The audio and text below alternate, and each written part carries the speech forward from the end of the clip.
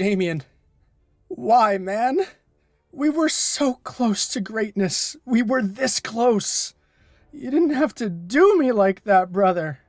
The Justice League have just opened their new headquarters, the Hall of Justice, but are attacked by the Legion of Supervillains around the same time. After defeating them, the Weather Wizard bolts and is pursued. However, when the Justice League catch up, he's been possessed by an unknown entity. Though the League are largely able to match him, it's Damian Wayne that takes matters into his own hands and risks blowing up half the city to stop him. Dissatisfied with his performance, Batman sends Damian away to join the Teen Titans, an alternate super team comprised of promising but disillusioned teens who have nowhere else to go. Led by Starfire, their members include Blue Beetle, Beast Boy, and Raven. As one might expect, Damian is reluctant to get to know his new teammates, but he immediately comes to blows with them, and Starfire lacks the spine to prevent the fight, which ends in Damian's maiming. Raven is able to heal him using her magic, but has to pry into his mind and memories to do so, and what she sees perturbs her. Meanwhile, Batman and Cyborg are investigating what happened to the Weather Wizard, while Superman is seemingly taken over by the same entity that took over the villain. Batman tries to force the presence out of his friend by harming him enough with kryptonite, but the possessed Superman escapes, leaving only a hint that the entity's master plan involves a certain girl. The Teen Titans then go to a boardwalk to have fun, and one montage later sees Damian slowly coming to accept his teammates as people by besting them at everything they try. As he's kicking Beast Boy's ass at Totally Not DDR, Raven is called by a mysterious presence and is confronted by the evil being that's been possessing people. Trigon, her father. She's rescued by the Teen Titans and explains everything. Trigon is an extra-dimensional demon who is hell-bent on conquering every world. He possesses power untold throughout the universe, and the only thing that prevents him from coming to Earth and killing everyone is that he needs a sufficient link between himself and Earth. In this case, that's Raven.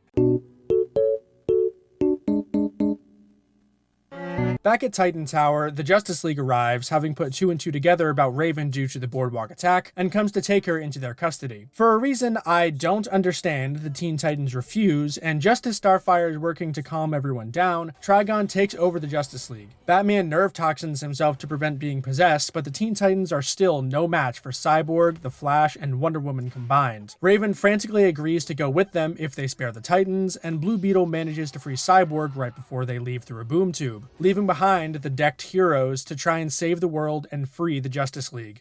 Step 1 goes well. Damian uses the kryptonite that Batman tried earlier to free Superman, who then subsequently frees the Flash and Wonder Woman. Meanwhile, the Titans work to free Raven from her father but are unsuccessful before she summons Trigon to Earth. Left with only one real out, the Titans travel to Trigon's home dimension to find the crystal that once contained him to hopefully do so again, while the Leaguers attempt to slow down Trigon to little avail. The Titans battle many of Trigon's demons. Damian is confronted by one using the visage of Ra's al Ghul, and ultimately rejects his father's teachings, and Raven is able to seal Trigon with the strength she receives by those that care about her. Trigon is thus sealed away, the Titans return to Earth, and the League gains newfound respect for them. Now a family, they all share pizza, while Trigon sits helplessly in a gem Raven adorns to her forehead. Roll credits. To lay on my biggest criticism for this movie, it would be the pacing. It's really hard to describe how slow and aimless this movie feels for much of its run, and the first hour or so feels like a part 1 to an inevitable sequel rather than the first 2 acts of the movie. This leads to an overall effect of the first hour of the movie being extremely boring and the last 20 minutes or so feeling extremely rushed. The biggest contributor to the pacing issue is that the conflict is just so scattershot. So Raven is with the Titans, who are doing their own thing. Trigon first attacks the League and not Raven, and all progress on the mystery of the possessions and Trigon falls onto Batman and Cyborg, who are entirely separate from the Titans. This leaves every scene following Damian and the Titans feeling like it has absolutely zero forward momentum. In a longer movie, or maybe even a series, this kind of slow plotting makes sense, where you have two separate storylines eventually weaving into one another by the end. But that only works when there's an actual connective tissue to be found. If Raven brooded over the Trigon thing more, then you might have a case there, but the only time it happens is immediately before everything implodes in on itself. Before that, it eerily seems like she has a complete handle on the whole situation, or at least she plays at that. But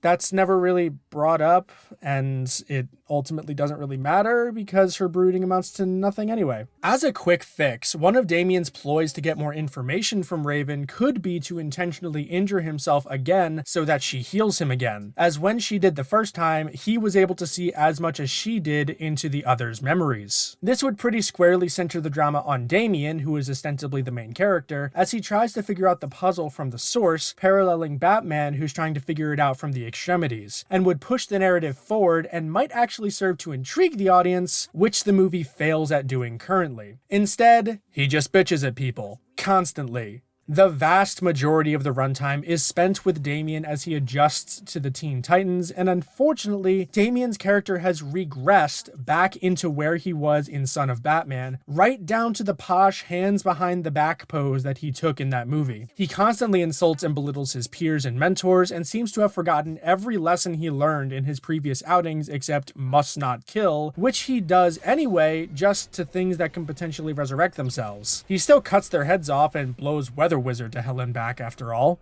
Much of the first half hour or so is plagued by Damien's rampant petulance and irritating takedowns of the people around him. And since he's still the only character with any real depth to him, it makes for a really tough viewing experience. And yes, every single one of the Titans is one-dimensional. While I try not to compare different series to one another anymore, unless for a very, very specific example, it's kind of hard not to see every member of the Titans and realize that each of them was done much better in one product or another. Beast Boy, Raven, and Starfire were much better in the Teen Titans show, and Blue Beetle was the best new character in Young Justice's second season. Here, all we get are weak facsimiles of what each character is about, without any real nuance or character growth present. Each is just a collection of vague personality traits for Damien to insult and then later vaguely bond with, as well as being props for action scenes as is usual for most of these ensembles. These movies simply aren't long enough to consistently support this kind of ensemble storytelling, and I think that's become my biggest criticism of the New 52 era movies so far. Every single one of them, save for Son of Batman, which is so poorly done anyway, is an ensemble piece, and it's become evident that I know absolutely nothing about any of these characters. In the 3 movies that they've been present, I have gotten 2 scenes of Superman and Wonder Woman in their civilian personas, and each lasted less than a minute. None of the Titans ever get any kind of establishing scene or backstory outside of a throwaway line by Starfire.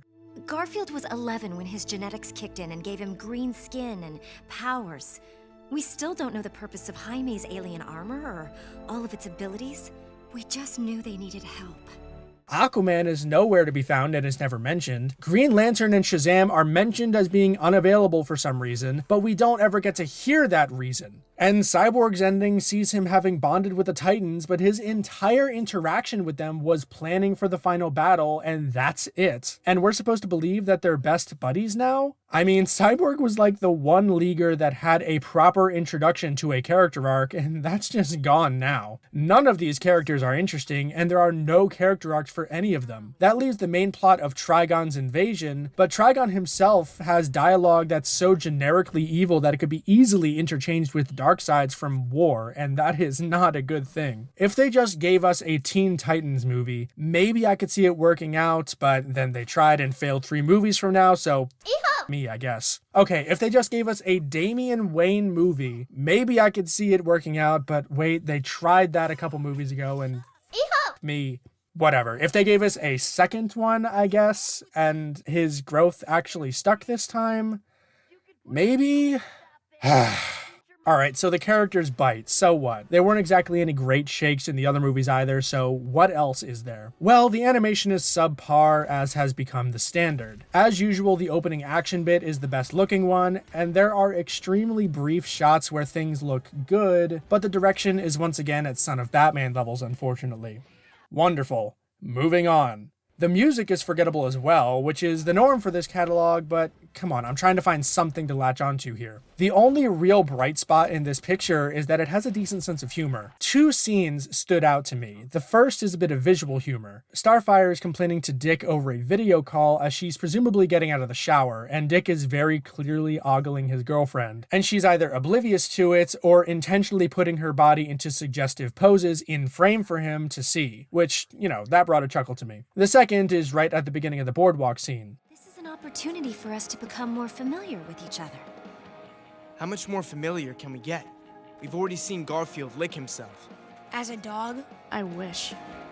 It's quick, it's light, and it's really the first time we get to see these kids acting their age. And really, that whole boardwalk scene is actually pretty good. Again, in a longer film or in a show, I would have really liked this stuff, but in an 80-minute movie, it just doesn't serve enough of a purpose and takes too much of the runtime for what it does. In a vacuum, though, this scene is great.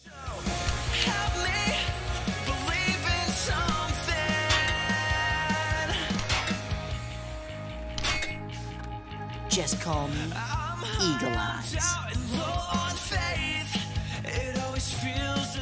The montage is pretty generic, yes, but I happen to like that genre of music, and I do like the casual clothes that they put the characters in, especially Starfire with the one-shouldered top, Raven with the cute skirt, and Beast Boy with the audacious bright orange hoodie. It's rare that we see much effort put into the characters' casual outfits, and I think they look great here. And, we didn't get a proper conclusion to Damien's arc in Bad Blood, so even if it's completely out of place here, it's better late than never, I suppose. And finally, I want to make another comparison to Young Justice. I know I just said I don't like to do that, and I promise that this comparison has very little impact on my overall impressions of the movie, but I would just like to point out the first season's finale to show how this type of sidekick versus mentor story can be done well, and without disrespecting either group of characters, which this movie fails at. In Young Justice, they make it very clear that the team is comprised of teenagers who are much less powerful and skilled than their mentors, which makes it tense when the Justice League are taken over by the villains. However, as they've shown the team doing many times in the past, they succeed in freeing the League and subduing their members not through physically overpowering them, but in outsmarting them and coming up with a solid plan of attack, which involved stealth, distractions, and prioritizing the source of the mind control rather than subduing the League. They also plant moles, which ultimately doesn't work, but is still a nice touch. And even when Robin and Superboy fight Batman and Superman, they don't defeat them through brute force or skill. They do it through clever tactics. In this movie, despite its namesake, we only get one shitty action scene where the Titans get categorically curb stomped, and then Damien frees Superman and he does the rest of the work for them. The comparison really speaks for itself, and I'll have a lot to say on Young Justice when I finally get around to finishing season 3. For now though, Justice League vs. Teen Titans disappointed me. Granted, I wasn't expecting much with a title like that, but I got even less than that bare minimum. The Damien character regressed, the other characters were boring, the villain was dull, and out of the entire movie, I can only really say I actually liked one scene, and that's only really in a vacuum. However, technically speaking, it is still better put together than something like Son of Batman or Bad Blood, and the humor and that one scene in a vacuum at least elevated a bit above something like Justice League War, because I at least didn't dislike any of the main characters, save for Damien. Okay, this movie's done. What's next on the list? Oh. Well, I guess I'll see you guys then.